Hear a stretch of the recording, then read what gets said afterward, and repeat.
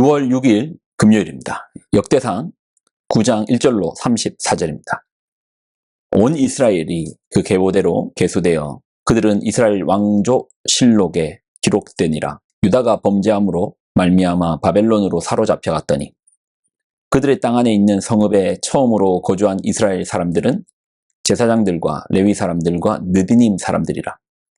유다 자손과 베냐민 자손과 에브라임과 므낫세 자손 중에서 예루살렘에 거주한 자는 유다의 아들 베레스 자손 중에 우대이니 그는 암미옷의 아들이요 오므리의 손자요 이므리의 증손이요 바니의 현손이며 실로 사람 중에서는 맏아들 아사야와 그의 아들들이요 세라 자손 중에서는 여우엘과 그 형제 690명이요 베냐민 자손 중에서는 하스누아의 증손 호다위아의 손자 무술람의 아들 살루요 요로함의 아들 이브느야와 미그리의 손자 우시의 아들 엘라요 이브니야의 증손 르우엘의 손자 스바다의 아들 무술람이요 또 그의 형제들이라.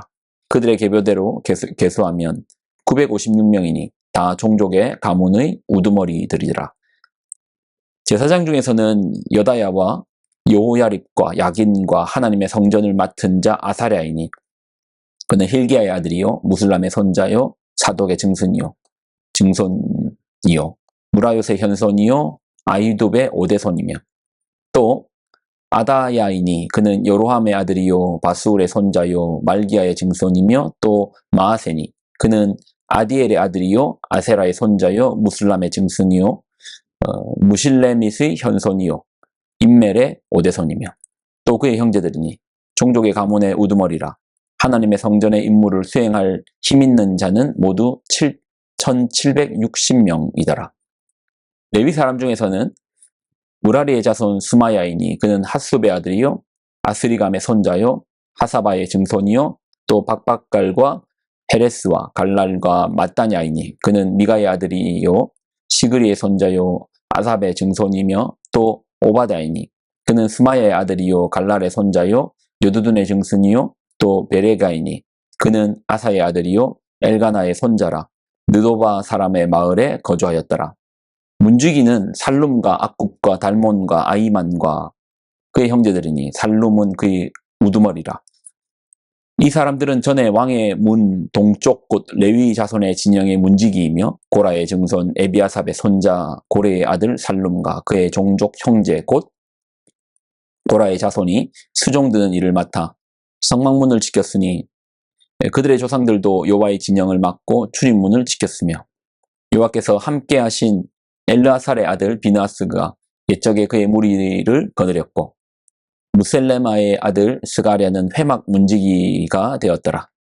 택함을 입어 문지기가 된 자 모두 212명이니 이는 그들의 마을에서 그들의 계보대로 계수된 자요 다윗과 선견자 이스라엘이 전에 세워서 이 직분을 맡긴 자라. 그들과 그들의 자손이 그 순찰을 쫓아 여호와의 성전 곧 성막문을 지켰는데 이 문지기가 동서남북 사방에 섰고 그들의 마을에 있는 형제들은 일해마다 와서 그들과 함께 있으니 이는 문지기의 우두머리 된 레위 사람 넷이 중요한 직분을 맡아 하나님의 성전 모든 방과 곳간을 지켰습니다. 그들은 하나님의 성전을 맡은 직분이 있으므로 성전 주위에서 밤을 지내며 아침마다 문을 여는 책임이 그들에게 있었더라. 그 중에 어떤 자는 섬기는 데 쓰는 기구를 맡아서 그 수요대로 들어가고 수요대로 내오며 또 어떤 자는 성소의 기구와 모든 그릇과 고운 가루와 포도주와 기름과 유향과 향품을 맡았으며 또 제사장의 아들 중 어떤 자는 향품으로 향기름을 만들었으며 고라의 자손 살룸의 맏아들 마띠디아라 하는 레위 사람은 전병을 굽는 일을 맡았으며 또 그의 형제 그핫 자손 중에 어떤 자는 진설하는 떡을 맡아 안식일마다 준비하였더라. 또 찬송하는 자가 있으니 곧 레위 우두머리라.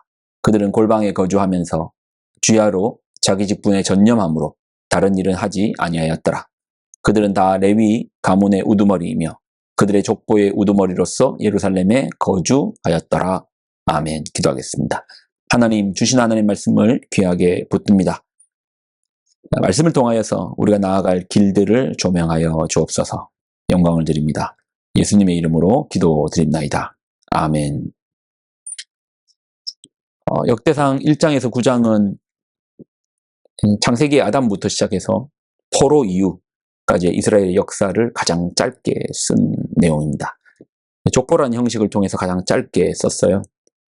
우리는 사실 읽기도 부담되죠. 1장에서 9장의 내용이 너무나 많은 사람들이 등장해서 읽기도 부담되지만 이 기간을 생각해 보면 사실 이제 우리가 아담이 몇 년도 인물인지를 알 수가 없죠. 그러나 연도로 확인되는 아브라함 같은 경우가 기원전 2000년입니다. 그리고 여기에 나와 있는 에스라 같은 경우가 기원전 400년 정도 경이잖아요. 그렇게 치면 단순히 아브라함부터만 계산해도 1600년의 시간입니다. 그러니까 아담까지 치면은 그게 2600이 될지 3600이 될지 4600이 될지 모르는 거예요. 엄청 긴 시간입니다.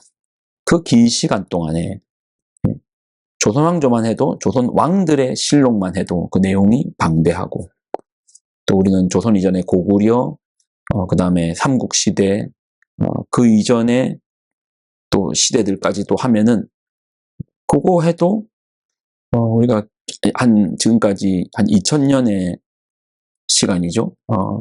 그렇죠. 2000년의 정도 시간만 해도 다 담기가 쉽지 않는데 기원 후에 그러니까 이게 엄청 긴 시간이잖아요.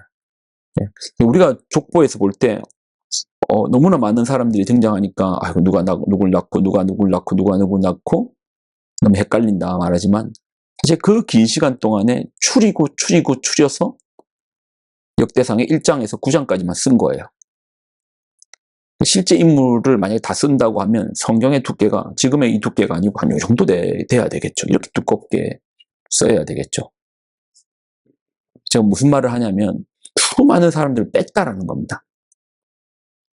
뺀 거예요. 그러니까 실제는 훨씬 더 많은 인물들이 있는데 추려서 9장으로 쓴 겁니다. 나는 9장 읽기도 힘든데요. 그렇죠. 저도 힘들더라고요. 하지만 수많은 인물들 중에서 추린 인물이라는 겁니다. 여러분이 사진을 휴양지에서 몇천 장을 찍은 거예요. 그 중에서 이걸 이제 추리겠죠. 뭐 다 가지고 있을 수는 없으니까 만약에 프린트를 한다면 뺄 것도 있을 거고 넣을 것도 있을 거고 어떤 건 빼고 어떤 거는 넣습니까? 여러분이 중심으로 보는 그런 관점이 있겠죠. 내가 잘 나오구나. 아니면 내 아이들이 잘 나오구나. 꽤나 잘 나왔는데 사람들의 모습이 뭐 다 주변의 뭐 배경 상인들의 모습 같으면 이런 거는 나한테 그게 중요하지 않다 빼버릴 것이고 또 어떤 사람은 경치 위주로 이렇게 중요시 여기는 사람은 경치가 잘 나왔으니까 나 이거 꼭 필요하다 해서 넣을 것이고 지금 뭘 말하죠? 강조점이 있다라는 겁니다. 이 많은 시간들 동안에 넓게 있고 뺀 게 있다라는 것은 하나님의 관심, 하나님의 강조점이 이 족보에 담겨져 있다라는 겁니다. 자, 오늘은 이제 포로기 이후에 그 시대를 보여주는데 하나님께서 뭘 기록하시고 뭘 뺐는가 좀 보면 2장을 보면 그들의 땅 안에서 있는 성읍에 처음으로 거주한 이스라엘 사람들은 제사장들과 레위 사람들과 느디님 사람들이라. 어디요? 예루살렘에 거주한 제사장, 레위 사람, 느디님에 대해서 기록한 거예요. 이스라엘에 많은 지역들이 있지만 하나님의 포커스는 어디? 예루살렘.